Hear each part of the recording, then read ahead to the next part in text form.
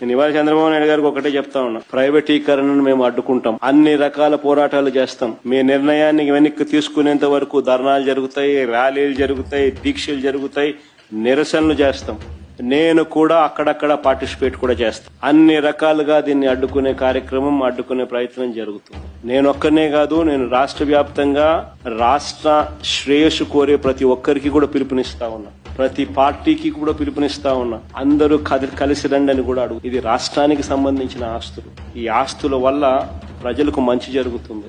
ఈ ఆస్తుల వల్ల ప్రజలకు జరిగే శాశ్వత మంచిని చంద్రబాబు నాయుడు తీసేసే ప్రయత్నం చేస్తా ఉన్నాడు. దీన్ని అడ్డుకునే కార్యక్రమంలో ప్రతి ఒక్కరూ కూడా ముందుకు రావాలని కోరుతాం. అందరం కలిసికట్టుగా దీన్ని వ్యతిరేకించే కార్యక్రమం ఖచ్చితంగా చేస్తాం.